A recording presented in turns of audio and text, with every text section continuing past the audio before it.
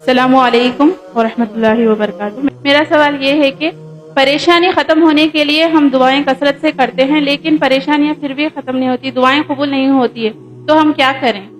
وعلیکم السلام ورحمۃ اللہ وبرکاتہ۔ سامعات کرام، یہ بہت ہی کامن سوال ہے، ہر عورت کے دل میں یہ بات رہتی ہے کہ جیسا کہ ہر پروگرام میں جب بھی ہم جائیں تو وہاں یہ کہا جاتا ہے کہ دعا کریے دعا کریے، دعا سے پریشانیاں دور ہو جاتی ہیں، لیکن ہم کثرت سے دعا کرنے کے باوجود بھی ہماری پریشانیاں دور نہیں ہو رہی ہیں۔ جیسا کہ میں نے بتایا تقریر میں کہ تہجد پڑھیں، راتوں میں اللہ کو پکاریں، کثرت سے دن کے کسی بھی حصے میں اللہ سے دعا کریں، اس کے باوجود بھی ہماری پریشانیاں ختم نہیں ہو رہی ہیں، تو کیا کرنا چاہیے؟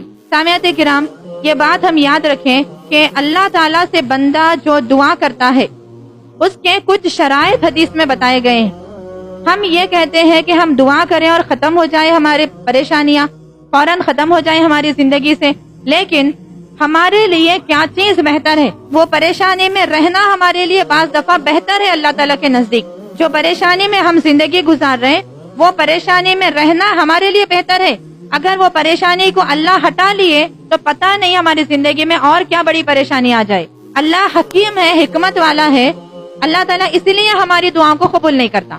حدیث میں یہ بات ہے، ہم بے چینی میں مبتلا ہوتے، بھائی دعا کرو بول رہے ہیں دعا کرے، دعا سے بھی پریشانی نہیں ختم ہو رہی، نماز پڑھو بول رہے ہیں نماز پڑھے، نماز سے بھی پریشانی ختم نہیں، آخر کیا ہے؟ پھر اللہ کی ذات ایسی ہے بول رہے ہیں، آخر کیا ہے بھائی؟ کب تک مصیبت ہے؟ کیوں دعا قبول نہیں ہو رہی؟ آپ یاد رکھیں، اللہ تعالیٰ ہماری وہی دعا کو قبول کرتا ہے جو ہمارے لیے بہتر ہو۔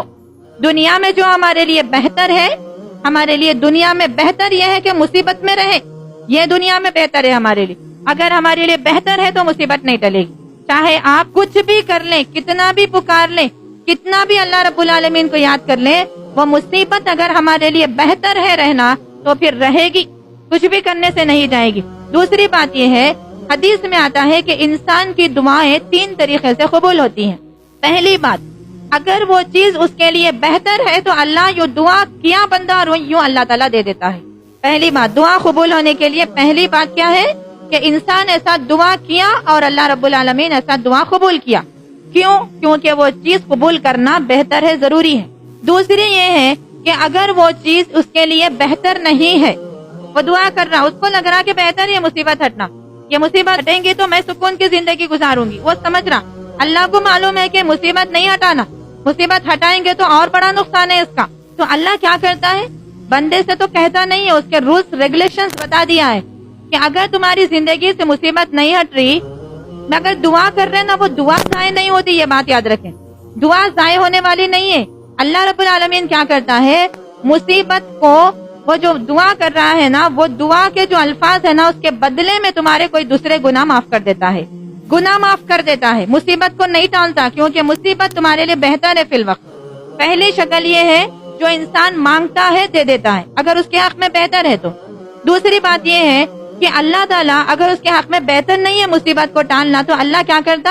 یہ میرا بندہ مجھ سے دعائیں کیا ہے، چلو دعائیں کیا نا، اس کے بدلے میں کچھ تو میں دینا نا، مصیبت کو تو دور نہیں کروں گا، کیوں؟ اس کے لیے اور نقصان دہ ہے، کچھ تو دینا نا، اس نے جو مانگا، چلو اس کے دوسرے گناہ معاف کر دیا۔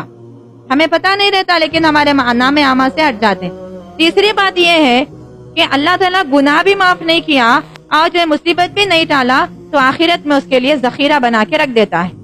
جب انسان آخرت میں جائے گا اور جو ہے دیکھے گا بڑے بڑے محلات، بڑے بڑے انعامات، تو انسان پوچھے گا یا رب العالمین، اتنا اچھا عمل تو نہیں کیا تھا میں، ایسا بہترین عمل تو نہیں کیا تھا میں نے، لیکن یہ کس کے بدلے میں ہے نیکیاں، یہ انعامات کس بدلے میں آپ مجھے دے رہے ہیں؟ اللہ تعالیٰ انسان سے کہے گا، اے میرے بندے، تو دعائیں مجھ سے کرتا تھا، تیرے لیے بہتر نہیں تھا قبول کرنا، میں نے اس کو قبول نہیں کیا، جو بھی تو دعائیں کرتا تھا نا، تیرے جو بھی الفاظ تھے اس کو آخرت کے لیے دیتا رہا، یہ ساری تیری دعاؤں کی قبولیت نہیں ہونے کی وجہ سے یہ سارے انعامات ہیں۔ انسان کہے گا کاش میری دنیا میں ایک دعا بھی اللہ قبول نہیں کرتا۔